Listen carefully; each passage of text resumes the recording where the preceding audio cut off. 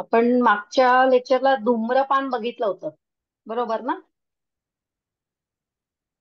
धूमपान कधी करायचं, कधी करायचं नाही, धूमपानाचं फळ, हे सगळं आपण बघितलंय.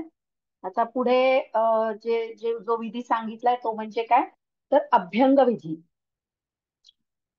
तुम्हाला माहितीये आपण दिवाळीच्या वेळेला नरक चतुर्दशी दिवशी किंवा दिवाळीचे सगळे दिवस आपण अभ्यंग स्नान करतो.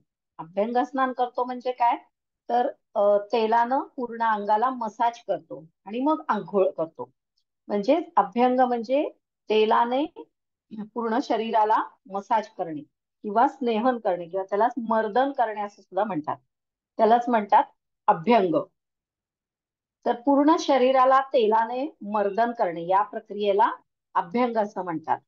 आता अभ्यंगासाठी सुद्धा काही गोष्टी त्यांनी नियम सांगितलेले आहेत. म्हणजे हिवाळ्याच्या दिवसात किंवा थंडीच्या दिवसात जर अभ्यंग करायचं असेल तर त्यावेळी मोहरीचं तेल, तिळाचं तेल असं उष्ण गुणधर्माचं तेल वापरायचे. आणि ते सुद्धा रूम टेम्परेचरच्या तेलानं मसाज न करता काय करायचे, तर ते थोडस गरम करून घ्यायचे, कोमट करून घ्यायचे. तर गरम केलेल्या तेलानं किंवा कोमट तेलानं पूर्ण शरीराला मर्दन करायचे किंवा मसाज करायचे. अभ्यंग हे पूर्ण बॉडीला करायचं असतं, पूर्ण शरीराला करायचं असतं, हेड टू टो.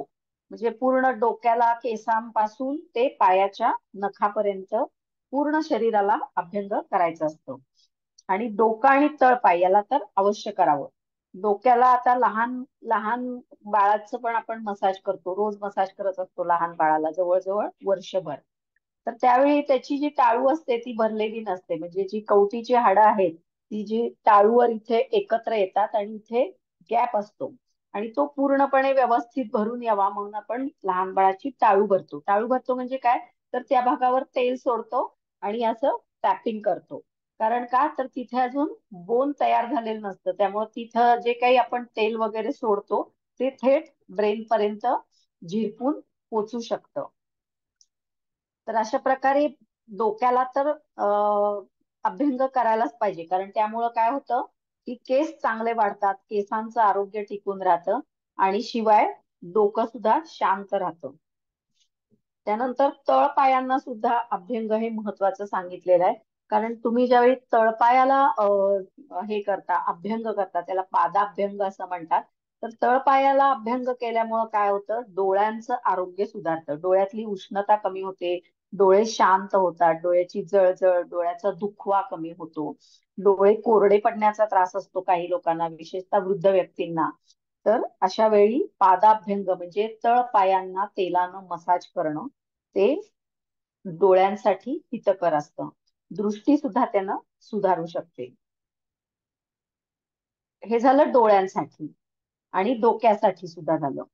त्यानंतर कर्णपुरण सुद्धा सांगितलेलं आहे अभ्यंगामध्ये. कर्णपुरण म्हणजे काय, तर तेल कोमट करायचं आणि ते कानामध्ये घालायचं. म्हणजे पूर्ण कान भरेल एवढं तेल कोमट करून कानामध्ये घालायचे, त्याला कर्णपुरण असं म्हणतात. आता कर्ण जो आहे किंवा कान जो आहे ते आकाश महाभूताचं अधिष्ठान आहे. आणि आकाश महाभूत हे कसं आहे, वृक्ष आहे. हॅलो आकाश मॅम. महाभूत स्निग्ध नाही. हा, कर्णपुरण हे कोणतं तेल वापरायचं मॅडम? कर्णपुरणासाठी खोबरेल तेल वापरलं जातं, रसोन तेल म्हणजे लसणाचं तेल सुद्धा वापरलं जातं किंवा तिळाचं तेल सुद्धा वापरलं जातं. तिळाचं तेल सगळ्यात चांगलं, कारण ते असं थंडीच्या दिवसात आळत नाही किंवा घट्ट होत हम्म. नाही आणि ते थोडंसं उष्ण असतं. आता कर्ण हे आकाश महाभूताचं अधिष्ठान आहे आणि आकाश महाभूत हे अतिशय वृक्ष आणि शीत म्हणजे थंड गुणधर्माचं असतं. म्हणून कानामध्ये स्निग्धता यावी, तिथला वृक्षपणा कमी व्हावा यासाठी कर्णपुरण करायचं, म्हणजे तेल कोमट करून घालायचं आणि त्यामुळे तिथलं शीतपणा पण कमी येतो. त्यामुळे काय होतं, कानाच्या आतली जी त्वचा आहे ती मऊ राहते. जो काही मळ असतो कानात साठलेला तो मऊ होतो आणि बाहेर काढायला आपल्याला सोपं जातं. दुसरी गोष्ट म्हणजे कानाच्या आतमध्ये म्हणजे मध्य कर्णामध्ये एक छोट्या 3 हाडांची साखळी असते, त्याच्यातून ध्वनी लहरी आतपर्यंत अंतःकरणापर्यंत पास होत असतात. त्यामुळे ह्या हाडांचं सुद्धा चांगलं स्नेहन व्हावं किंवा त्यांना पण स्निग्धपणा व्हावा, त्या हाडांचं पण पोषण व्हावं यासाठी सुद्धा कर्णपुरण करायला सांगितलेलं आहे.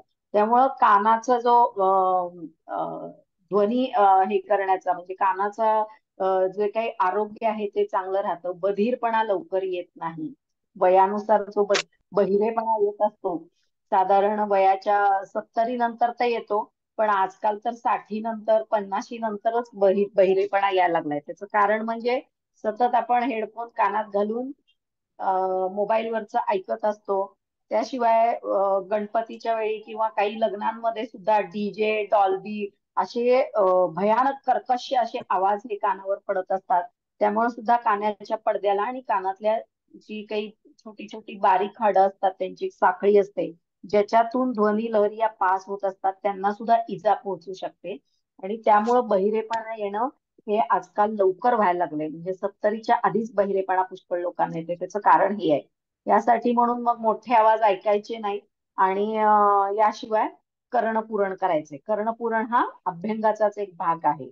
पादाभ्यंग म्हणजे सुद्धा तळपायानं तेल चोळणे हा सुद्धा अभ्यंगाचाच एक भाग आहे. कर्णपुरणाचा आणखी एक फायदा म्हणजे त्याच्यामुळं कान, हनुवटी, मान यांचं सुद्धा पोषण होतं किंवा त्यांच्या तिथल्या स्नायूंची सुद्धा ताकद वाढते. त्यानंतर पादाभ्यंगामुळे पायांना स्थैर्य येतं. पायाचे जी त्वचा आहे ती मऊ राहते. पायाला भेगा पडत नाहीत किंवा जे कुरूप येणं वगैरे जे प्रकार असतात की बऱ्याच लोकांना तळपायाची त्वचा जाड होऊन तिथे सारखे कुरूप होत असतात.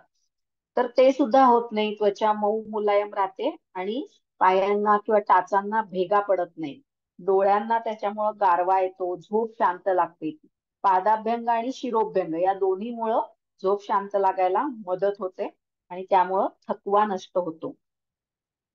सर्वांगाला अभ्यंग केल्यामुळे काय होतं तर शरीर पुष्ट होतं. एकतर आपली त्वचा स्निग्ध आणि तुकतुकीत होते, त्वचेची कांती सुधारते, वाताचं शमन होतं आणि स्नायूंना सुद्धा बल मिळतं.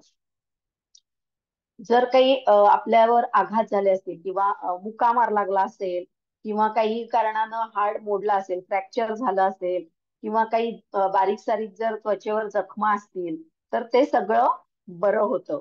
शिवाय कुठं दुखत असेल तर त्यामुळं ते अभ्यंगामुळं काय होतं ते दुखणं सुद्धा थांबायला मदत होते. त्वचेला सुरकुत्या पडत नाहीत लवकर. शिरोभ्यंगामुळं केस लवकर पिकत नाहीत, केस गळत नाहीत. नंतर दृष्टी मंद होणं, केस पांढरे होणं ही जी काही वार्धक्याची लक्षणं आहेत ती सुद्धा लवकर येत नाहीत जर नियमितपणे अभ्यंग केलं तर. यानंतर आता स्नेह प्रवेश काल त्यांनी सांगितलेला आहे. स्नेह प्रवेश काल कसा आहे तर अभ्यंगाचा जो स्नेह आहे तो 300 मात्रापर्यंत केसांच्या मुळाशी जातो. 300 मात्रा म्हणजे 300 सेकंद. म्हणजे आपण अंगाला तेल लावल्यानंतर ते तेल केसांच्या मुळापर्यंत पोचायला 300 सेकंद लागतात. नंतर 400 मात्रानंतर म्हणजे 400 सेकंदानंतर तो त्वचेच्या खालच्या थरापर्यंत तेल ते पोचतं.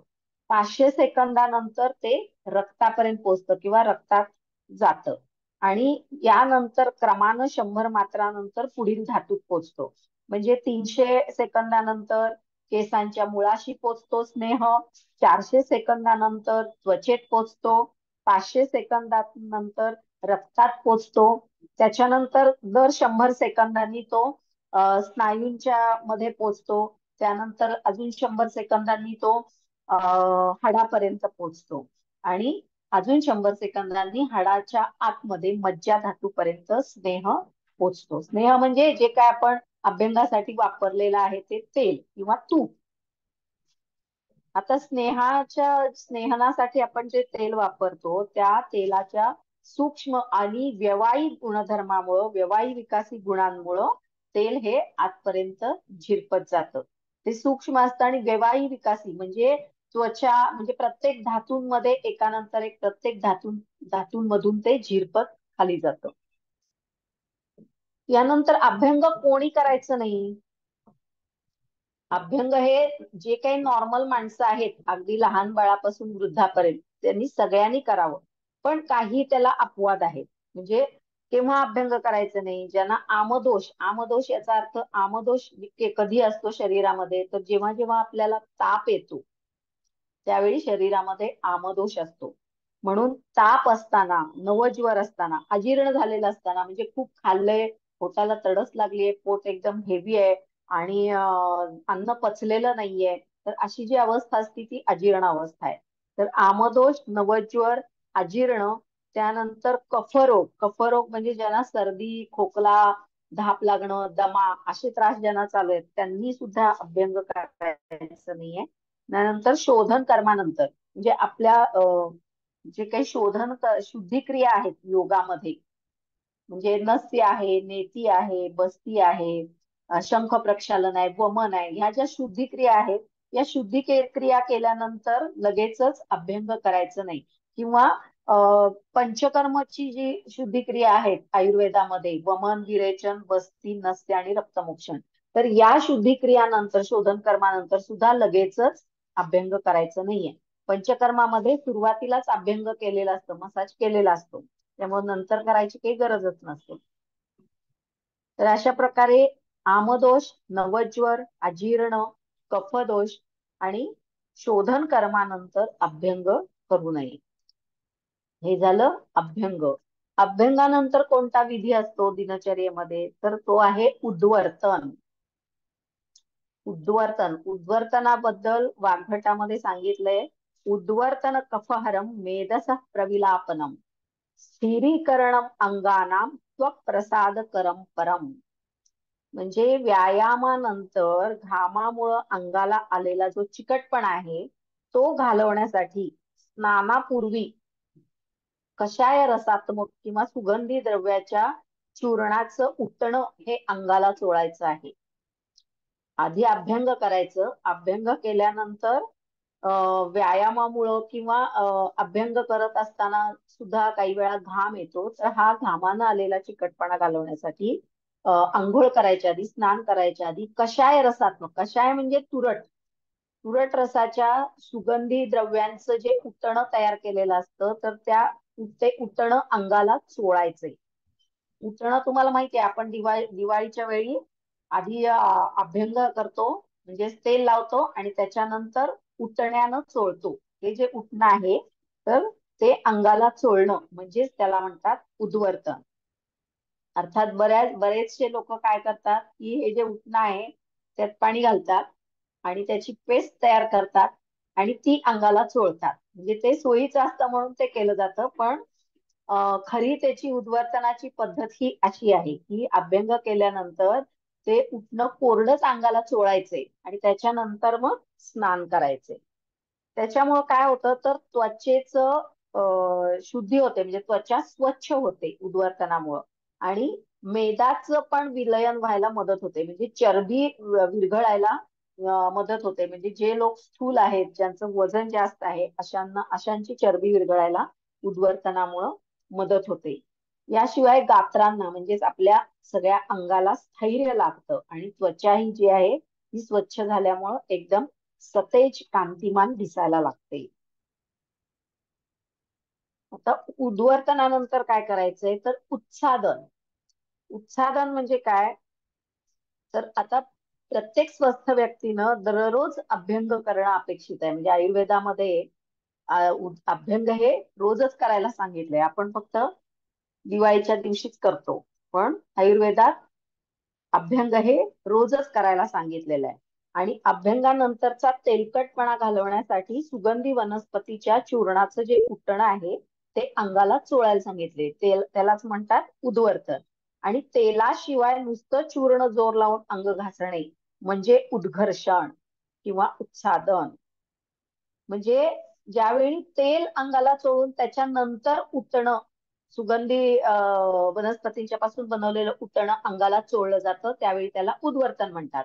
परंतु अभ्यंग न करता अंगाला तेल न लावता ज्यावेळी ही चूर्ण जोर लावून अंगाला घासली जातात त्यावेळी त्याला उद्घर्षण असं म्हणतात.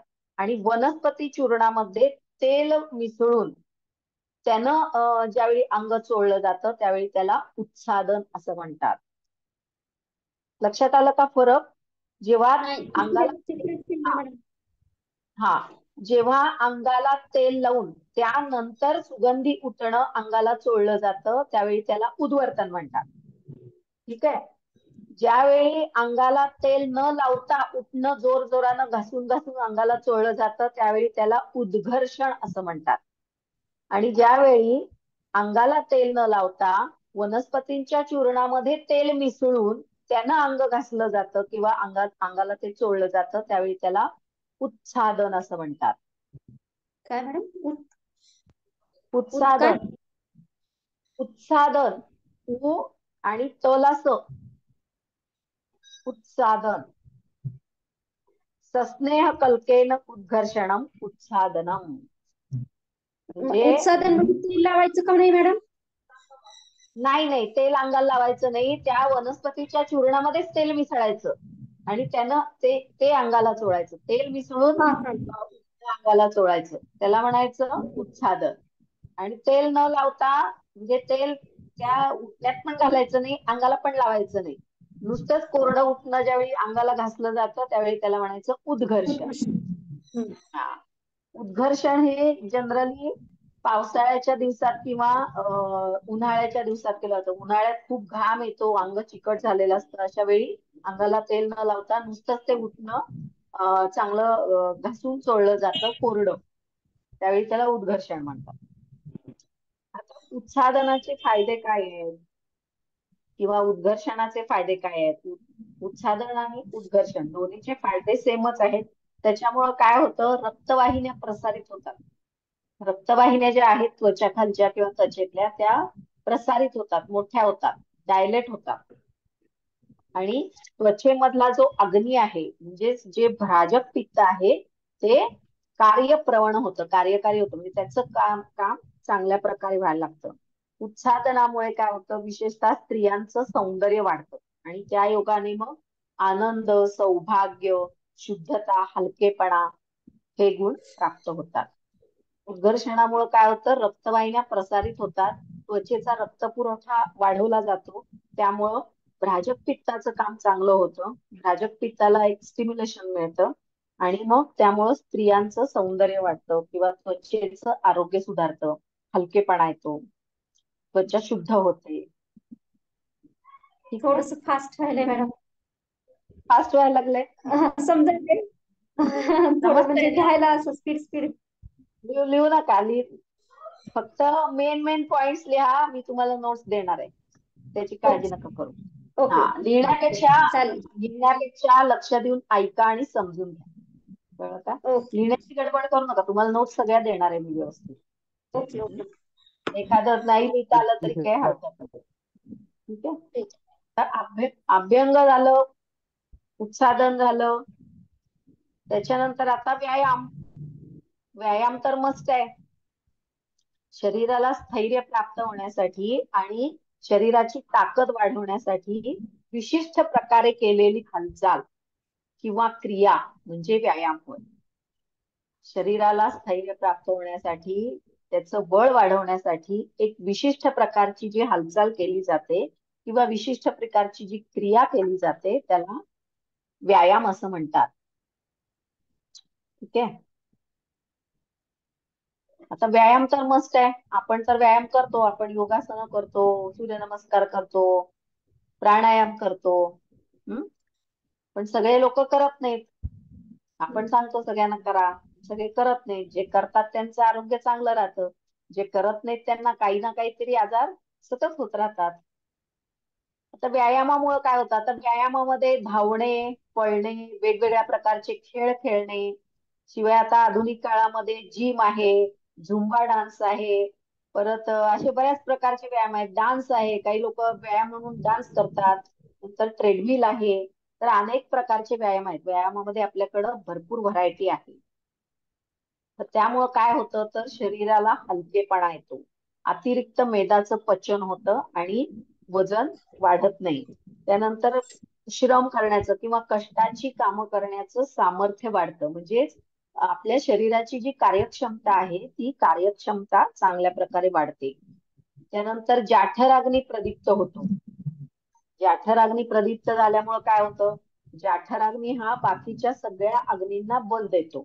जठराग्नी प्रदीप्त झाला की भूक चांगली लागते. तसंच जे पंचभूताग्नी आहेत, नंतर सप्तधातूंचे जे धातुअग्नी आहेत त्यांनाही बल मिळतं. त्यामुळे एकूणच शरीरातला मेटाबॉलिझम हा किंवा चयापचय प्रक्रिया जी आहे ती चांगल्या प्रकारे सुधारते.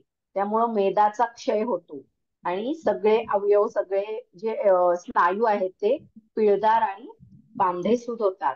नंतर शरीरातला आळस झटकला जातो, आळस नष्ट होतो, थकवा येत नाही किंवा सतत सारखी झोप येत नाही. नंतर तहान, शीतोष्ण वातावरण, ह्या सगळ्या गोष्टी ज्या आहेत, ज्या सहन करायची जर वेळ आली तर ते सहन करण्याची क्षमता आपली व्यायामामुळे वाढते आणि आरोग्य उत्तम राहते. प्रतिकार शक्ती वाढते. आता व्यायामाचे फायदे काय, आता मी सांगायची गरज नाही, तुम्हाला सगळ्यांना माहिती आहे.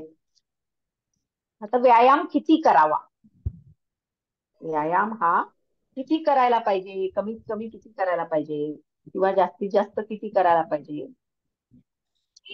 यात सुद्धा आयुर्वेदामध्ये ऋतूनुसार सांगितलंय. म्हणजे कोणत्या ऋतूमध्ये किती व्यायाम करावा. तर हेमंत, शिशिर आणि वसंत ऋतूमध्ये अर्धशक्ती व्यायाम करावा. हेमंत ऋतू, शिशिर ऋतू आणि वसंत ऋतू यामध्ये अर्धशक्ती व्यायाम करावा. आता हेमंत ऋतू आपला संपत आलाय, आता शिशिर ऋतू चालू आहे आणि त्याच्यानंतर म्हणजे साधारण फेब्रुवारी एंड आणि मार्चच्या सुरुवातीला वसंत ऋतू चालू आहे. तर हेमंत, शिशिर आणि वसंत ऋतूमध्ये अर्धशक्ती व्यायाम करावा आणि इतर ऋतूमध्ये तो त्यापेक्षा सुद्धा कमी प्रमाणात करावा. आता हे ओळखायचं कसं, आपली ताकद किती आहे कसं ओळखायचं आणि त्यानुसार मग अर्धशक्ती म्हणजे किती व्यायाम करायचा. तर तोंडानं श्वास घ्यायला लागणं, घशाला कोरड पडणं, कपाळ, नाक, सांधे या ठिकाणी घाम येऊ लागणं, ही लक्षणे दिसू लागताच अर्धशक्ती व्यायाम झाला असं समजायचं. आपण व्यायाम करत असताना, व्यायाम करता करता जेव्हा आपल्याला तोंडानं श्वास घ्यायची वेळ येते किंवा सगळ्या अंगाला घाम यायला लागतो, त्यावेळी आपला अर्धशक्ती व्यायाम झालाय असं समजायचं आणि तिथे आपण थांबलं पाहिजे.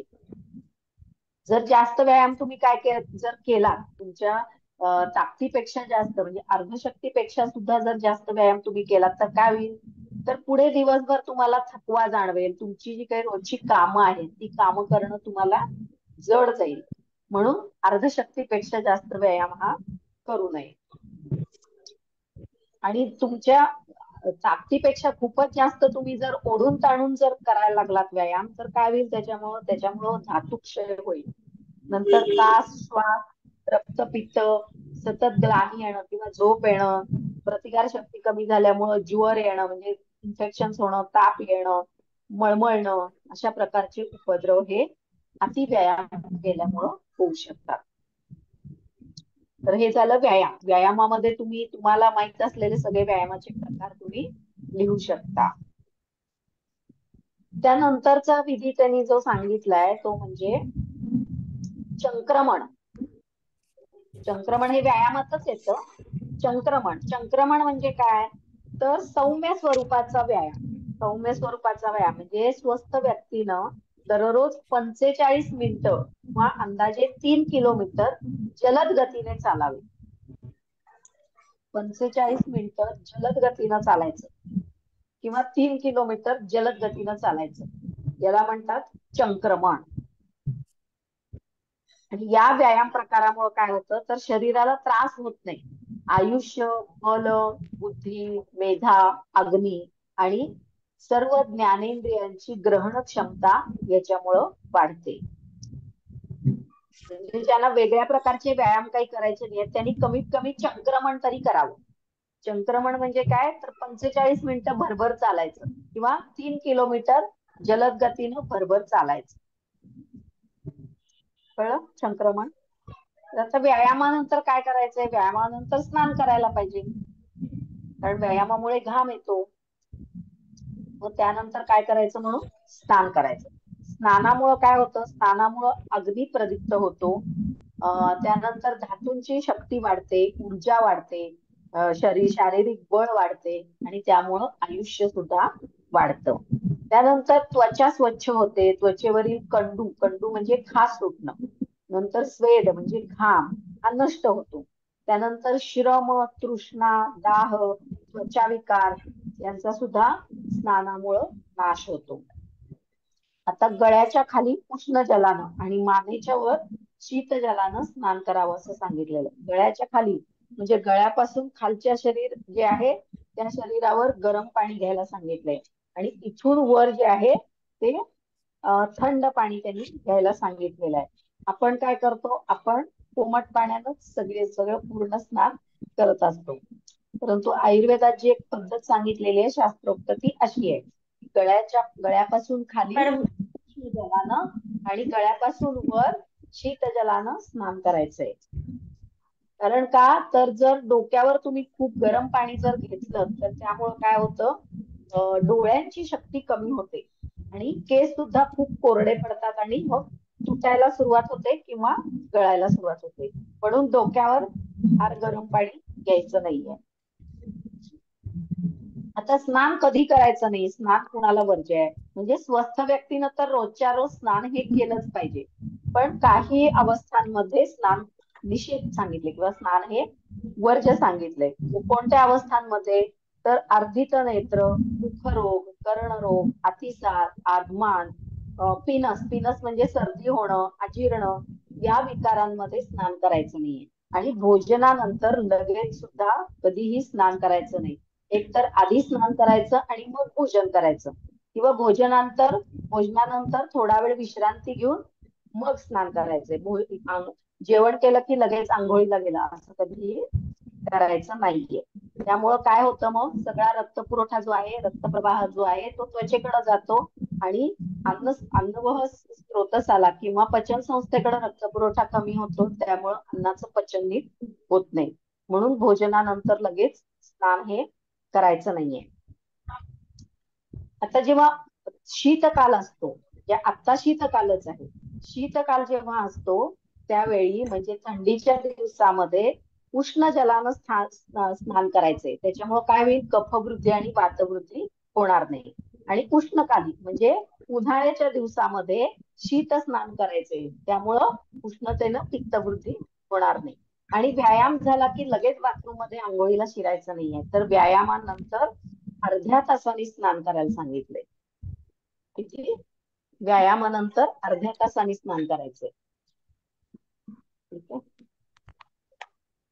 तर आता व्यायाम झाला, मॅडम स्नान हे झालं. शीतकाळात त्यामुळे काही वृद्धी होणार नाही असं आहे ना? शीतकालामध्ये उष्ण जलानं स्नान करायचंय, त्याच्यामुळं कफवृद्धी आणि वातवृद्धी होणार नाही. आणि उष्णकाली म्हणजे उन्हाळ्यामध्ये उष्णतेनं पित्त वाढतं ना, म्हणून उन्हाळ्यामध्ये थंड पाण्यानं स्नान करायचं म्हणजे पित्तवृद्धी होणार नाही. कळलं? त्याच्यानंतर अनुलेपन करायला सांगितलेलं आहे. स्नानानंतर काय करायचंय, अनुलेपन करायचंय. अनुलेपन म्हणजे काय, तर स्नानानंतर सुगंधी द्रव्यांचा शरीरावर लेप करणं म्हणजे अनुलेपन. आता ज्या व्यक्तींना स्नान निषिद्ध आहे किंवा स्नान करायचं नाहीये तर त्यांनी अनुलेपन सुद्धा करायचं नाहीये. म्हणजे जेव्हा स्नान निषिद्ध असेल त्यावेळी अनुलेपन सुद्धा निषिद्धच असणार आहे. आता सध्याच्या काळामध्ये आता थंडी आहे, तर वेगवेगळ्या प्रकारचे कोल्ड क्रीम किंवा वापरले जातात किंवा सनस्क्रीन लोशन वापरले जातात. म्हणजे आपण काही ना काहीतरी चेहऱ्याला लावत असतो आंघोळीनंतर, बरोबर आहे. तर आपण थंडीच्या दिवसात काय करतो, कोल्ड क्रीम लावतो, मॉइश्चरायझर लावतो आणि उन्हाळ्यामध्ये काय करतो, सनस्क्रीन लोशन लावतो किंवा फेस पावडर, टाल्कम पावडर लावतो. हातापायांना बऱ्याच वेळा आपण व्हॅसलीन लावतो किंवा व्हॅसलीन मॉइश्चरायझर पण लावतो. तर शक्यतो आयुर्वेदिक कंपन्यांची जी हार्बल प्रॉडक्ट्स आहेत ती वापरावी. ठीक आहे. अनुलेपन म्हणजे स्नानानंतर जे काही आपण लेपन करतो शरीराला ते म्हणजे अनुलेपन. थंडीच्या दिवसात आपण मॉइश्चरायझर वापरतो किंवा कोल्ड क्रीम वापरतो. उन्हाळ्याच्या दिवसात काय करतो, सनस्क्रीन लोशन वापरतो किंवा साधी टाल्कम पावडर लावत असतो. ठीक आहे. त्यानंतर प्रसाधन म्हणजे काय, वस्त्र परिधान. आंघोळीनंतर जे काय अंगाला लावायचं ते लावलं. आता त्यानंतर काय करायचं, प्रसाधन म्हणजे काय, वस्त्र परिधान. आपण आपल्याला जो काही ड्रेस घालायचा असेल तो ड्रेस घालायचा आणि मग आपल्या कामाला बाहेर पडायचंय. आता वस्त्र परिधान जे आहे ते आपले जे काही व्यवसाय आहेत त्याप्रमाणे आपण वस्त्र परिधान हे करत असतो. म्हणजे आता अष्टांग संग्रहामध्ये शेती, गोपालन, व्यापार, राजसेवा इत्यादी उद्योग सांगितलेले आहेत. आणि सध्याच्या काळात याखेरीज सुद्धा अनेक विविध उद्योग व्यवसाय आहेत. तर त्याप्रमाणे प्रत्येकाचं जे काही पोशाख जो असतो तो त्याप्रमाणे सगळ्यांनी परिधान करायचंय. आता आपल्या देशामध्ये आपला देश हा उष्णकटिबंधात येतो. म्हणजे थंडीचे एक 2 महिने सोडले तर आपल्याकडं सगळा जवळपास उन्हाळाच असतो. आणि म्हणून आपल्याकडं उन्हाचा त्रास होऊ नये यासाठी पूर्वी टोपी घालायची पद्धत होती. टोपी किंवा पगडी घालायची लोक. आणि पुरुष धोतर नेसत होते. धोतर धोतर का नेसत होते? धोतर हे एकदम हे असतं, पातळ असतं आणि सुती असतं, कॉटनचं असतं धोतर. आणि त्याला हवेशीर म्हणजे थोडी हवा आत बाहेर व्हायला सुद्धा स्कोप असतो. त्या पद्धतीनं पूर्वी धोतर नेसलं जायचं आणि वरती एखादा शर्ट घातला जायचा. कारण का तर आपला जो देश आहे तो उष्णकटिबंधामध्ये येतो. आणि म्हणून उष्णतेचा त्रास होऊ नये म्हणून त्यावेळी हा अशा पोशाख होता, धोतर, सदरा आणि टोपी. परंतु आता जीन्स पॅन्ट वापरल्या जातात. ते ऍक्च्युअली आपल्या याच्यामध्ये आपल्या भौगोलिक प्रदेशानुसार किंवा आपल्या हवामानाला ते अतिशय घातक आहे. आणि त्याच्यामुळंच अनेकांना घामामुळं फंगल इन्फेक्शनचं प्रमाण हे वाढलेलं आहे. पूर्वी स्त्रिया सुद्धा 9वारी साड्या नेसत होत्या. ऍक्च्युअली 6वारी साडीपेक्षा 9वारी साडी ही कधीही काम करताना जास्त कम्फर्टेबल होते. म्हणजे आता जो आपण पंजाबी ड्रेस घालतो तो जवळपास 9वारी साडीच्या सारखाच आहे तो. कारण का तर त्याच्यामध्ये काम करायला कम्फर्टेबल होतं. आणि पूर्वी सगळे सुतीच कपडे वापरले जायचे. आता पण आपण शक्यतो कॉटनचेच कपडे प्रिफर करतो. नायलॉनचे किंवा टेरिकॉटचे, वेल्वेटचे किंवा सिल्कचे जे कपडे असतात त्यांना उष्णता जास्त वाढते, त्यांना आपल्याला फार गरम होतं. म्हणून शक्यतो कॉटनचे कपडेच रोजच्या वापरासाठी असावेत. तर हे झालं प्रसाधन. प्रसाधन म्हणजे जे काही आपण कपडे घालतो ते कपडे घालणं. स्त्रियांच्या बाबतीत काही ज्वेलरी घालायची असेल तर ती ज्वेलरी घालणं किंवा मेकअप हे सगळं या प्रसाधनामध्ये येतं. त्यानंतर सांगितलंय दंडधारण. दंडधारण म्हणजे काय? दंड म्हणजे काय? दंड म्हणजे काय? दंड म्हणजे काठी. दंड म्हणजे काठी. तर मनुष्यानं घराबाहेर पडताना नेहमी हातामध्ये दंड धारण करावं, म्हणजे हातामध्ये काठी ठेवावी, असं चरक आणि सुश्रुत यांनी सुचवलेलं आहे. कारण का तर याचा वापर नेहमी संकटकाळी गुंड व्यक्ती, कुत्रा, साप या प्राण्यांपासून आपला बचाव करण्यासाठी या काठीचा वापर करता येतो. त्याच्यामुळं आपल्याला कॉन्फिडन्स येतो की हा काही बाबा कुणी आपल्यावर हल्ला केला किंवा एकदम वाटेत काही साप आला, कुत्रा आला तर आपला बचाव करण्यासाठी आपल्या हातामध्ये काठी आहे. म्हणून दंड धारणामुळं धैर्य आणि उत्साह वाढतो. आणि त्यामुळं सत्व गुण सुद्धा मनामध्ये वाढीस लागतो. भीती कमी होते, स्थिरता आणि शक्ती प्राप्त होते. एवढंच नाही तर वृद्ध ज्या व्यक्ती आहेत, ज्या दीर्घकालीन वृद्ध व्यक्ती किंवा दीर्घकालीन आजारातून उठलेल्या व्यक्ती ज्या आहेत त्यांना अशक्तपणा आलेला असतो. किंवा काही जणांना अस्थिभंग झालेला असतो. अस्थिभंग म्हणजे हाड मोडणे, फ्रॅक्चर झालेलं असतं. त्यामुळे काही दुखापत वगैरे झालेली असते आणि चालताना तोल जाऊ शकतो. तर वृद्ध व्यक्ती, अस्थिभंग झालेल्या व्यक्ती, अशक्त व्यक्ती यांच्यासाठी सुद्धा दंड धारण किंवा हातामध्ये काठी धरणं आणि काठीच्या आधारानं चालणं हे अतिशय उपयुक्त आहे. दंड धारण नंतर काय करायचं? आता व्यायाम झाला, स्नान झालं, प्रसाधन झालं, दंड धारण झालं. आता काय करायचं? पादत्राण धारण म्हणजे चप्पल घालायचे. आपल्याला बाहेर जायचं तर आपण चप्पल घातले पाहिजेत. तर थंडीच्या दिवसामध्ये आपण काय करतो? थंडीच्या दिवसामध्ये पाय गार पडू नयेत म्हणून आपण आधी सॉक्स घालतो. त्या सॉक्स नंतर सॉक्स वर मग शूज घालतो. मग कोणी स्पोर्ट शूज घालेल, कोणी कॅनव्हासचे शूज घालेल. तर हे जे आहे ते पादत्राण धारण. उन्हाळ्याच्या दिवसामध्ये आपण काय करतो? सॉक्स शक्यतो वापरत नाही कारण पायाला खूप घाम येतो. म्हणून मग आपण साधे चप्पल वापरतो. आता इथे आयुर्वेदामध्ये स्वस्थवृत्ताचं वर्णन करत असताना चरकाचार्यांनी जी काही दिनचर्या ही जी सांगितली आहे ते किती बारीक बारीक बारीक गोष्टींचा किती सूक्ष्म विचार केलेला आहे बघा. आता पायामध्ये चप्पल किंवा बूट घातले की त्याच्यामुळे पायांना तर फायदा होतोच, पायांचं संरक्षण तर होतच, परंतु पायाची निगा पण राखली जाते. म्हणजे काही रस्त्यावर जे काही खडे खिळे मुळे काही जे पडलेलं असतं ते पायाला लागत नाही, पाय घाण होत नाहीत, पाय स्वच्छ राहतात. आणि त्यामुळं काय होतं, डोळ्यांना सुद्धा फायदा होतो. उन्हाळ्याच्या दिवसात पाय भाजत नाहीत, पण उन्हाळ्याच्या दिवसात जर तुम्ही पाय चप्पल नाही घातलं तर रस्ते सगळे खूप तापलेले असतात आणि त्यामुळे काय होणार, पायाला चटके बसणार आणि त्याचा त्रास जास्त कशाला होणार, तर डोळ्यांना होणार.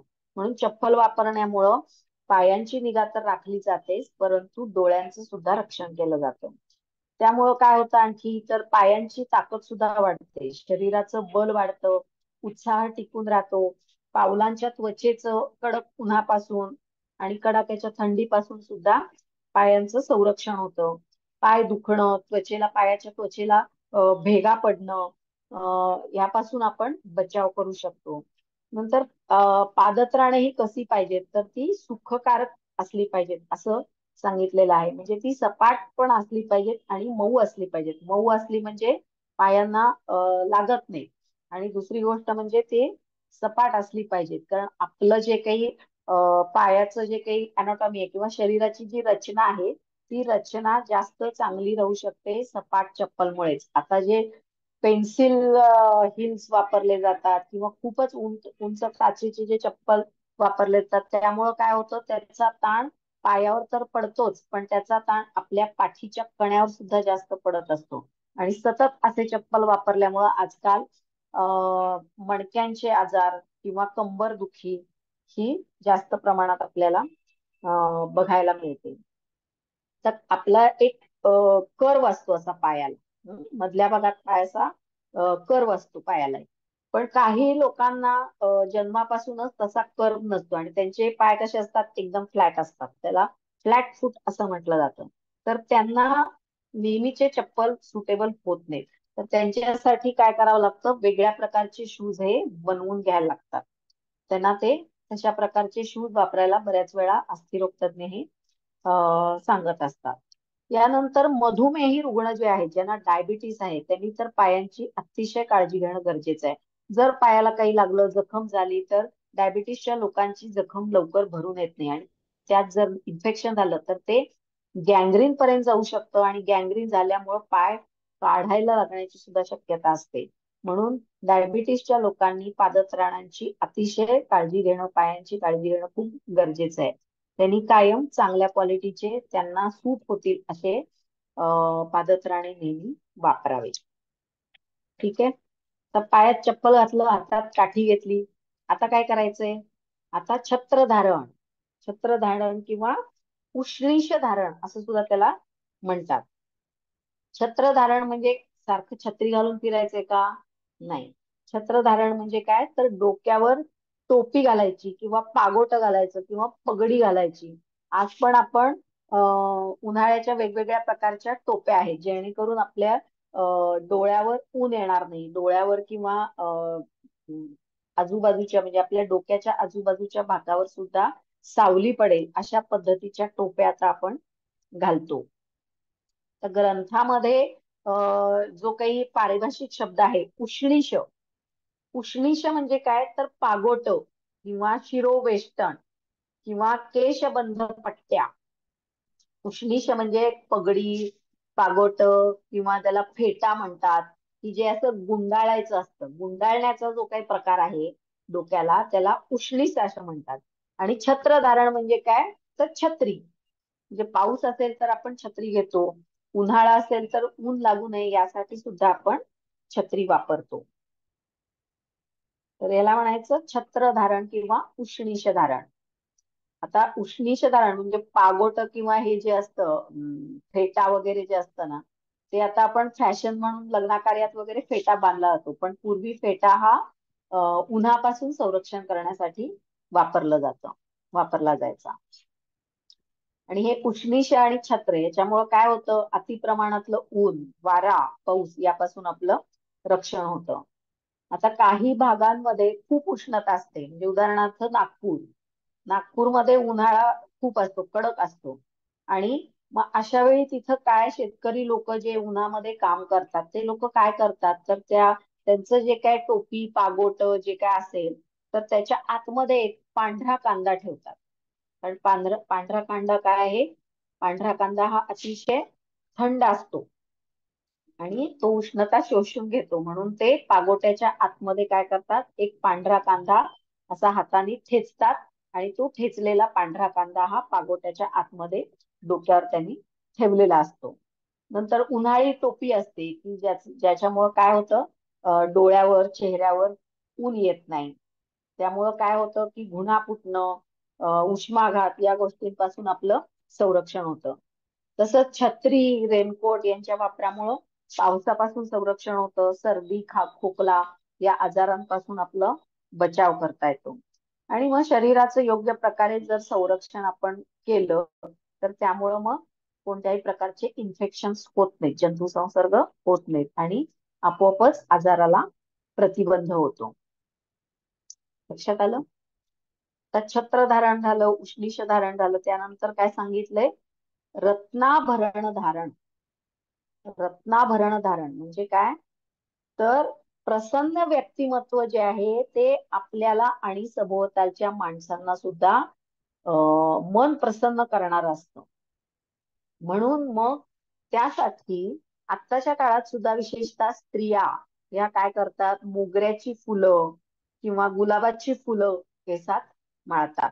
आता ज्योतिषशास्त्राच्या आधारे सुद्धा याच्यामध्ये त्यांनी रत्नांचा वापर करायला सांगितलेला आहे. रत्नांचा वापर कसा करायचा आहे, तर ज्योतिषशास्त्राच्या आधारे तुमची जी काही रास आहे तर त्याला सुटेबल असं रत्न म्हणजे पुष्कराज, माणिक, हिरा इत्यादी रत्नांचं धारण करायला सांगितलंय. मग ते रत्न एखाद्या पदकामध्ये घालून तुम्ही ते गळ्यात पण धारण करू शकता किंवा अंगठीमध्ये ते रत्न बसवून तुम्ही अंगठी सुद्धा ती घालू शकता. अंगठीच्या द्वारे पण ते रत्न तुम्ही धारण करू शकता.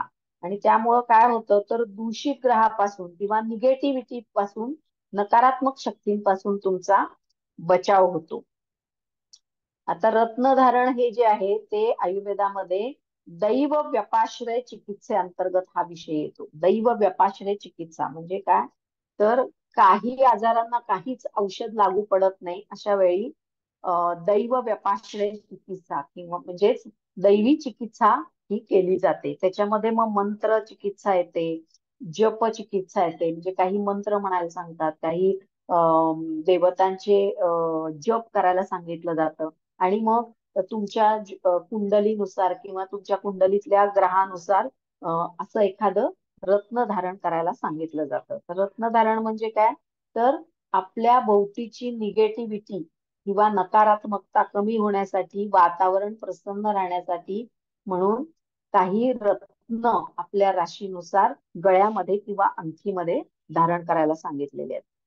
तसंच वातावरण प्रसन्न राहण्यासाठी म्हणून, प्रसन्नता वाढवण्यासाठी म्हणून स्त्रिया मोगऱ्याचे गजरे किंवा गुलाबाची फुलं ही डोक्यामध्ये माळताना दिसतात.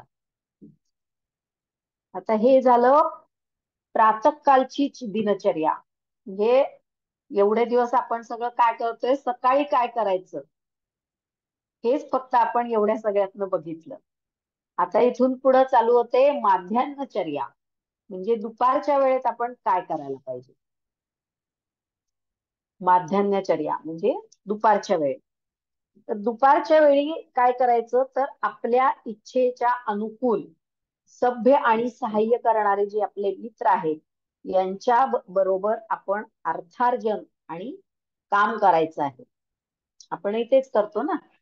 आपण सकाळी हे सगळं प्रातःकालची दिनचर्या आहे ती सगळी आवरतो, नाश्ता करतो आणि त्याच्यानंतर आपण कामासाठी बाहेर पडतो. मग कोण कारखान्यात जाईल, कोण ऑफिसमध्ये जाईल, कोणी शिक्षक असतील तर ते शाळेत जातील, जे डॉक्टर असतील ते दवाखान्यात जातील, म्हणजे त्यांच्या त्यांच्या कामाच्या ठिकाणी ते जातात. आणि माध्यान्हचर्या म्हणजे दुपारच्या वेळेस करावयाचे आचरण. दुपारच्या वेळेस म्हणजे इथं काय अपेक्षित आहे, तर माध्यान्ही सूर्य जेव्हा डोक्यावर येतो तेव्हा म्हणजे दुपारी 12 ते 1 या वेळेत काय करायचं, तर 12 ते 1 या वेळेमध्ये दुपारचे जेवण घेणं हे हितकारक आहे. माध्यान्हचर्येमध्ये मुख्य कोणती गोष्ट येते, तर ती म्हणजे दुपारचं जेवण. आणि दुपारचं जेवण हे 12 ते 1च्या दरम्यान करायला सांगितलेलं आहे. नंतर आता जर ग्रीष्म ऋतू असेल म्हणजे उन्हाळा, ग्रीष्म ऋतू कधी असतो, एप्रिल महिना आणि मे महिना. एप्रिल आणि मे मध्ये ग्रीष्म ऋतू असतो, त्यावेळी सगळीकडं खूप रणरणतं ऊन असतं. तर अशा वेळी आजारी व्यक्ती जर आजारी असेल, वृद्ध असेल, तर यांच्या व्यतिरिक्त कोणीही दुपारच्या वेळी झोपायचं नाहीये. स्वस्थ वृत्तामध्ये दुपारची झोप ही स्वस्थ व्यक्तींना निषिद्ध सांगितलेली आहे. म्हणजे 12 ते 1च्या दरम्यान जेवण करायचं आणि आपलं नेहमीचं काम चालू ठेवायचंय. पण जर ग्रीष्म ऋतू असेल म्हणजे एप्रिल आणि मे महिन्यामध्ये दुपारच्या वेळी खूप उष्णता असते, तर त्यावेळी थोडा वेळ वामकुक्षी घ्यायला हरकत नाही. किंवा जे आजारी आहेत, वृद्ध आहेत, त्यांनी पण दुपारी झोपायला हरकत नाही. पण बाकी लोकांनी दुपारी झोपायचं नाहीये. आणि ग्रीष्म ऋतू सोडून इतर कुठल्याही ऋतूमध्ये दुपारी झोपायचं नाहीये. जर तुम्ही झोपत असाल जास्त वेळ, तर काय होईल मग, अपचन होणार म्हणजे अन्न नीट पचणार नाही, डोकेदुखी, अंग जड होणं, सुस्ती येणं, स्थूलता म्हणजे वजन वाढणं, डायबिटीस हे आजार होण्याची शक्यता असते. म्हणून दुपारच्या वेळी झोपायचं नाहीये. तर मग काय करायचं, समजा आपल्याला विश्रांती आवश्यक आहे दुपारच्या वेळी, तर मग आणि झोपायचं तर नाही, मग काय करायचं, तर दुपारी डाव्या कुशीवर 10 ते 15 मिनिटं पडून राहणं, पडून राहून तुम्ही विश्रांती घेऊ शकता. यालाच वामकुक्षी असं म्हटलं जातं. म्हणजे वामकुक्षीचा खरा अर्थ दुपारची झोप असा नाहीये. वामकुक्षीचा खरा अर्थ काय आहे, तर दुपारी डाव्या कुशीवर, वाम म्हणजे डावा, कुक्षी म्हणजे साईड किंवा कुशी, तर दुपारी डाव्या कुशीवर 10 ते 15 मिनिटं पडून राहणं म्हणजे वामकुक्षी. आणि स्वस्थ व्यक्तींनी अशा प्रकारची वामकुक्षी घ्यायची, निद्रा घ्यायची नाहीये. पण आपण काय करतो, जरी डाव्या कुशीवर 10-15 मिनिटं पडलं की झोप तर लागतेच, पण तशी झोप लागू द्यायची नाहीये खरं तर. त्यानंतर दुपारी विद्यार्थ्यांनी विद्यार्जनामध्ये, गृहस्थाश्रमांनी उदरनिर्वाहासाठी जो काही व्यवसाय चालवलेला आहे, तो व्यवसाय करण्यासाठी किंवा नोकरी करण्यासाठी दुपारचा वेळ हा घालवायचा असतो. आणि वानप्रस्थाश्रमी व्यक्ती, वानप्रस्थाश्रमी म्हणजे जे आता रिटायर झालेले आहेत, काही व्यवसाय करत नाही आहेत, वृद्ध झालेले आहेत, तर त्यांनी काय करायचंय, तर त्यांनी दुपारी सामाजिक कार्य, वाचन, संगीत इत्यादी छंद जोपासणं हे आवश्यक आहे. आणि स्वतःला गुंतवून ठेवलं पाहिजे. म्हणजे वेळ आहे म्हणून, म्हणजे काही काम नाहीये म्हणून 2-2 तास झोपणं हे निषिद्ध आहे. झोपायचं नाहीये त्यांनी. तर वाचन, संगीत, सामाजिक कार्य यामध्ये त्यांनी स्वतःचा वेळ घालवायचा आहे. किंवा छंद जोपायचे आहे. आता आपल्याकडे सध्या एकच छंद झालेला आहे सगळ्यांचा, एक तर टीव्ही बघणे, नाहीतर मोबाईल बघणे. बरोबर आहे की नाही. तर आता दुपारचं जेवण झालं, वामकुक्षी झालं, त्याच्यानंतर मग सगळी जी दिनचर्या आहे आपली ती इथे पूर्ण होते. म्हणजे जवळपास सगळे जे दिनचर्येतले विधी आहेत ते सगळे पूर्ण होतात. इथून पुढे मग संध्याकाळचा विधी आहे. किंवा त्याला रात्रीचर्या असं म्हटलं जातं. रात्रीचर्या म्हणजे जेवणानंतर वामकुक्षी आणि वामकुक्षी नंतर संध्याकाळपर्यंतचा, रात्रीपर्यंतचा जो वेळ आहे, तो रात्रीपर्यंतचा जो वेळ काय काय करायचंय आपल्याला, आपला जो काही व्यवसाय आहे तो करायचा आहे. आणि मग सूर्यास्त झाल्यानंतर, सूर्यास्ताच्या पुढे जे काही करायचंय त्याला रात्रीचर्या असं म्हणतात. म्हणजे आता आपण काय केलं, हे दिनचर्या बघितली, आणि सूर्यास्तानंतर जे आहे ते रात्रीचर्या येते. ठीक आहे.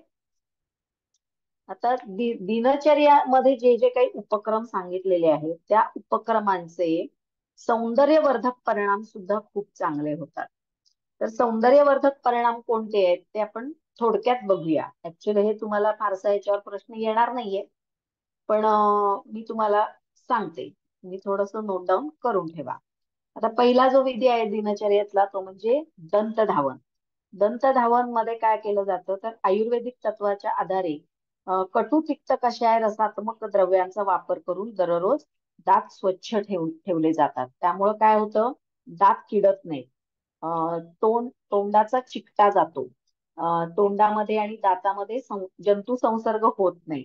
त्यानंतर मुख दुर्गंधी सुद्धा दूर होते. दात स्वच्छ होतात आणि पांढरे शुभ्र दिसतात. त्यामुळे काय होतं, माणसाचं हास्य हे सुंदर आणि प्रसन्न होतं. म्हणजे माणसाचं हसणं आणि बोलणं दोन्ही त्याच्यामुळं प्रसन्न आणि सुंदर वाटतं. त्यानंतर दंतधावनाच्या जोडीला गंडूश करायला सांगितलंय, गंडूश आणि कवल. तर त्यामुळं काय होतं की त्यानं सुद्धा दातांचं आरोग्य सुधारतं. दात हालत नाहीत, लवकर पडत नाहीत, किंवा त्याच्यावरचं जे इनॅमल नावाचं जे टणक आवरण असतं दातावर ते सुद्धा ब्रेक होत नाही किंवा त्याची झीज होत नाही. त्यामुळं दात हे जास्तीत जास्त काळ चांगल्या प्रकारे टिकून राहतात. नंतर जिव्हा निर्लेखन सांगितलेलं आहे. जिव्हा निर्लेखनामध्ये काय होतं की जिभेवरचा जो अतिरिक्त बुळबुळीतपणा आहे, चिकटपणा आहे, तो जिव्हा निर्लेखनामुळं नष्ट होतो, कमी होतो आणि जीभ ही स्वच्छ होती. आणि जीभ स्वच्छ झालं की काय होतं, जिभेच्या ठिकाणी कोणता दोष असतो, कफ दोष असतो तर बोधक कफ असतो. आणि बोधक कफाचं काम काय आहे तर जिभेला चवीचं ज्ञान प्राप्त करून देणं. म्हणून बोधक कफाचं श्रवण चांगलं होण्यासाठी जिव्हा निर्लेखन हे आवश्यक आहे. त्यानंतर अंजन. अंजनामुळं काय होतं, अंजन आपण डोळ्यात घालतो, त्यामुळे डोळे हे आकर्षक होतात. म्हणजे आता आकर्षक डोळे किंवा सुंदर निरोगी डोळे हे एक सौंदर्याचं लक्षण समजलं जातं, किंवा डोळ्यांचं सौंदर्य हे एकूणच सौंदर्याचा एक अविभाज्य असा अंग आहे किंवा अविभाज्य असा भाग आहे. म्हणून डोळे तेजस्वी पाणीदार राहण्यासाठी, त्यावेळी त्यातील स्त्राव आणि चिकटा कमी होण्यासाठी अंजन घालणे किंवा काजळ घालणे हे उपयोगी पडतं. त्याच्यामुळं पित्ताच्या उष्णतेपासून सुद्धा बचाव होतो. त्यानंतर डोळ्यांची आग होणं, डोळे लाल होणं किंवा प्रदूषणापासून डोळ्यांचा बचाव होणं यासाठी सुद्धा अंजन किंवा काजळ हे उपयोगी पडतं. शिवाय त्यामुळं आपल्या ज्या पापण्या आहेत किंवा पापण्याचे जे केस आहेत ते मुलायम आणि दाट होतात. आताच्या काळामध्ये काय झालंय, फक्त लहान मुलांनाच काजळ घातलं जातं. आणि ज्यावेळी एखादं काही सणवार असेल, फंक्शन असेल, तर अशा वेळी डोळ्यांचा मेकअप केला जातो. आणि त्यावेळी खरं तर तिथे त्यावेळी काजळ वापरलं जातं, पण त्यावेळी तिथे काय वापरलं जातं, आय लाइनर वापरलं जातं. पण काजळ वापरत नाहीत, पण खरं तर काजळ वापरायला पाहिजे. आता काही स्त्रिया अजून सुद्धा रोजच्या रोज सौंदर्यवर्धनासाठी डोळ्यामध्ये काजळ घालतात आणि ती चांगली गोष्ट आहे. जास्त करून मुस्लिम स्त्रिया, ज्या मुसलमान बायका आहेत ना, त्यांच्यामध्ये रोज डोळ्यात काजळ घालण्याचं प्रमाण हे जास्त प्रमाणामध्ये आहे. अर्थात ते आपण जे काजळ घालतो ते त्या घालत नाहीत, तर ते सुरम्याचा वापर करतात.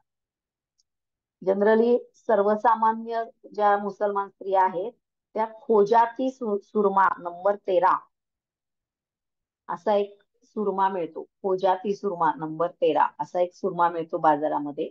अर्थात तो चांगला आहे, आरोग्यकारीच आहे. 45 रुपये किंमत असते त्याची.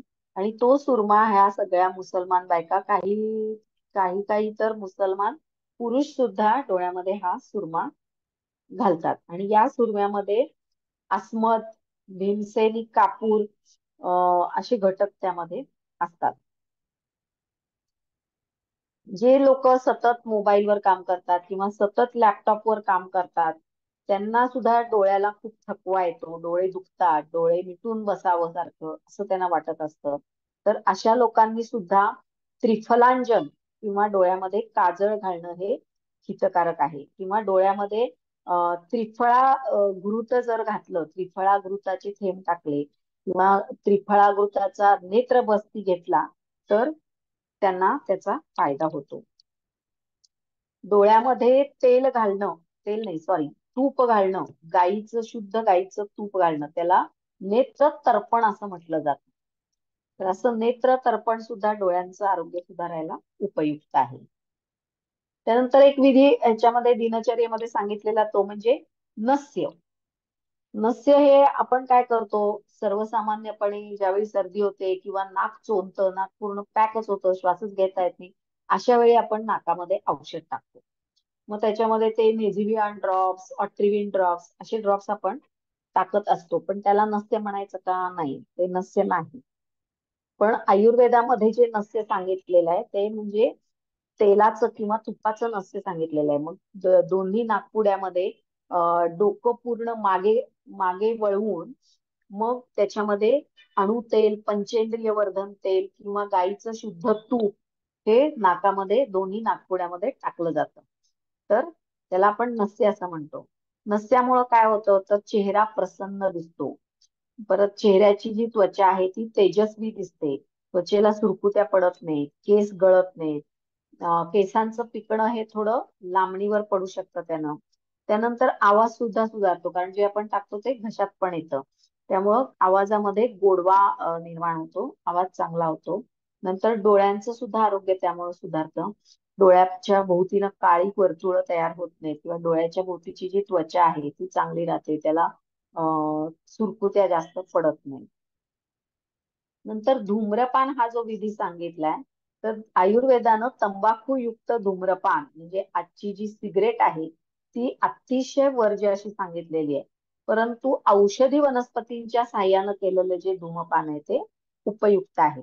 म्हणजे गुगुळ, ज्येष्ठमध, चंदन, तेजपत्र, जटामासी, दालचिनी, छोटी इलायची या सगळ्याचा वापर करून धूम वरती तयार केली जायची आणि त्याच्यातून ती पेटवून त्याचा जो धूर आहे तो तोंडाने आत घेतला जायचा. त्यामुळं काय होतं की जे कफाचे आजार आहेत, कफ, खोकला, सर्दी हे आजार जे आहेत ते धूमपानामुळे बरे होतात किंवा होत नाहीत. नंतर अभ्यंग आपण आत्ताच बघितलं. अभ्यंग हे फक्त दिवाळीत न करता रोजच्या रोज करायला पाहिजे. त्याच्यासाठी थंडीच्या दिवसात तिळाचं तेल, मोहरीचं तेल वापरावं. उन्हाळ्याच्या दिवसामध्ये कोरफडीचा जेल म्हणजे ॲलोव्हेरा जेल किंवा खोबरेल तेल हे वापरायला सांगितलेलं आहे. आणि पूर्ण अंगाला हे चोळून चोळून त्यानं मसाज करायला सांगितलेलं आहे. त्याच्यामुळे काय होतं तर शरीराचं बळ वाढतं, स्नायूंची ताकद वाढते, त्वचा मृदू, मुलायम आणि कांतिमान होते, त्वचेला सुरकुत्या पडत नाहीत. नंतर मांसधातू म्हणजे स्नायू हे सुदृढ आणि बलवान होतात. अतिरिक्त मेद हा कमी होतो आणि त्यामुळे काय होतं व्यक्तिमत्व प्रभावी दिसतं. नंतर त्यांनी शिरोभ्यंग, आता अभ्यंगामध्ये पण बरेच प्रकार आहेत. शिरोभ्यंग, पादाभ्यंग, कर्णपुरण. शिरोभ्यंग म्हणजे डोक्याला तेल लावून मसाज करणं. त्याचा फायदा काय होतो, केसांना त्याचा फायदा होतो, डोकं शांत राहतं, डोळे शांत राहतात. त्यानंतर आपलं जे काही मेंदूचे जे काही स्किल्स आहेत, कौशल्य जी आहेत ती सुद्धा चांगल्या प्रकारे टिकून राहतात. म्हणजे ग्रहणशक्ती, स्मरणशक्ती, एकाग्रता हे सुद्धा टिकायला किंवा हे सुद्धा सुधारण्यासाठी शिरोभ्यंगाचा उपयोग होतो. मानसिक ताण त्यामुळे कमी होतो, डोकेदुखी बरी होते, झोप शांत लागते. नंतर पादाभ्यंग. पादाभ्यंग म्हणजे काय आहे तर रोज रात्री झोपताना काशाच्या वाटीनं शतधौत घृत किंवा खोबरेल तेल तळपायाला चोळायचंय. त्यामुळं काय होतं पावलांचं सौंदर्य तर वाढतंच, परंतु त्याचा फायदा डोळे आणि मस्तिष्काला सुद्धा होतो. आणि डोळे आणि मस्तिष्काचं स्वास्थ्य सुधारलं की पर्यायानं बाकी पण शरीराचं स्वास्थ्य हे सुधारायला मदत होते. शिरोभ्यंग, पादाभ्यंग आणि त्यानंतर अजून एक प्रकार अभ्यंगामधला म्हणजे कर्णपुरण. तर कर्णपुरण म्हणजे कानामध्ये अं तेल कोमट करून सोडणे. त्यामुळं काय होतं तिथला वृक्षपणा कमी होतो. त्यानंतर वातदोषाची तिथल्या शांती होते आणि त्यामुळं कान दुखणे, कानामध्ये आवाज येणे, बहिरेपणा, कानामध्ये खाज येणं हे सगळे या सगळ्या तक्रारी ज्या आहेत त्या उत्पन्न होत नाहीत किंवा असतील तर हळूहळू कमी होतात. आताच्या काळामध्ये ध्वनी प्रदूषणामुळे कानावर जे काही खूप ताण पडतो तर ते सुद्धा नुकसान आपण कर्णपुरणामुळे टाळू शकतो. अभ्यंगानंतर स्नान. स्नानामुळे काय होतं, स्नानामध्ये आपण शीतकाली उष्ण जलाने आणि उष्णकाळी शीत जलाने स्नान करायचंय. त्यामुळे उत्साह, प्रसन्नता टिकून राहते, त्वचा चांगली होते, त्वचेवर सुरकुत्या पडत नाही, त्वचेला खाज सुटणं, अं, सगळं कमी होतं, शरीर शुद्धी हे होते, मानसिक प्रसन्नता प्राप्त होते. हॅलो. स्नानाचं झालंय मॅडम, बरंच रिपीट यायला लागले. हो, हे मी फक्त फायदे सांगते. काही वेळा प्रश्न येतो की दिनचर्येमध्ये जे काही विधी सांगितलेले आहेत, दिनचर्येतील उपक्रमांचे परिणाम सांगा किंवा फायदे सांगा. तर अशा वेळी थोडक्यात फक्त फायदे हा. लिहायचे. म्हणून मी हे फक्त थोडक्यात फायदे सांगतेय. हा. तर आता वस्त्र धारण, पुष्पमाला धारण, अलंकार धारण या सगळ्याचं म्हणजे सगळे एकच त्याचे फायदे आहेत. म्हणजे शरीरात शारीरिक सौंदर्य खुलतं, मन प्रसन्न राहतं, सभोवतालचं वातावरण प्रसन्न होतं. नंतर शौचविधी, शौचविधीचं जे सांगितलेलं आहे, तर त्यामध्ये सुद्धा शौचविधी हा म्हणजे रोज शौचाला साफ होणं गरजेचं आहे, अन्यथा त्वचारोग होण्याची शक्यता असते किंवा बाह्य सौंदर्य सुद्धा त्यानं बिघडू शकतं. म्हणून शौचविधी हा शौचाला हे साफ होणं गरजेचं आहे. ते होत नसेल तर त्याच्यासाठी आवश्यक ते उपचार केले पाहिजेत. आणि शौचविधीसाठी शौचकूपाचा वापर करावा. त्यानंतर हातपाय स्वच्छ धुवावेत. हे सगळं सांगितलेलं आहे. नंतर मुखलेपन म्हणजे शारीरिक सौंदर्यामध्ये चेहऱ्याचं जे सौंदर्य आहे ते विशेष मानलं जातं. म्हणजे एखादा माणूस ज्यावेळी आपल्याकडे बघतो त्यावेळी सगळ्यात पहिल्यांदा तो आपल्या चेहऱ्याकडे बघतो. आणि आपलं चेहऱ्याचं सौंदर्य जर चांगलं असेल तर आपलं मन सुद्धा प्रसन्न राहतं, आपला आत्मविश्वास वाढतो आणि आपला इतर व्यक्तींवर प्रभाव सुद्धा पडतो.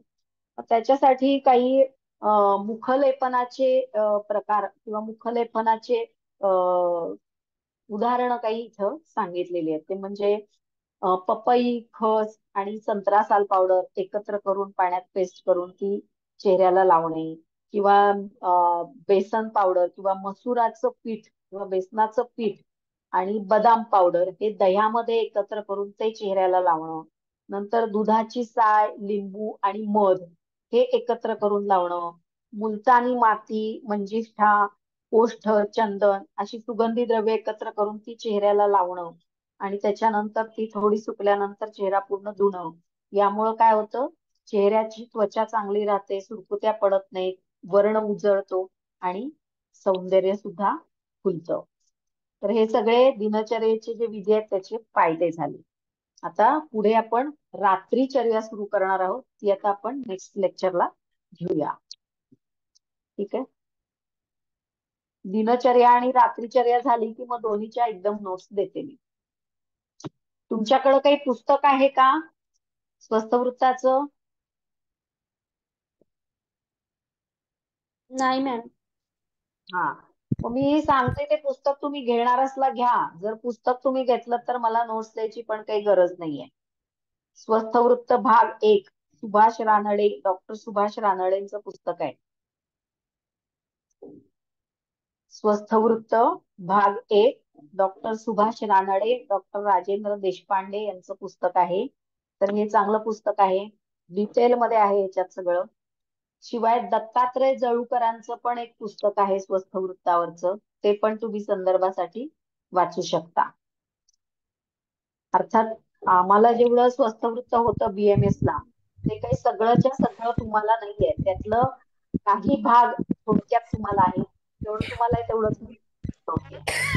मॅडम स्वस्थवृत्त भाग एक कुणाचं लेखक कोण म्हटलं? Doctor Subhash Ranade, doctor Rajendra Deshpande. आणि दुसरं कोणतं मॅडम? दत्तात्रय जळूकर, दत्तात्रय जळूकरांचं एक स्वस्थवृत्त म्हणून पुस्तक आहे. ते पण तुम्ही संदर्भासाठी वापरू शकता, वाचू शकता.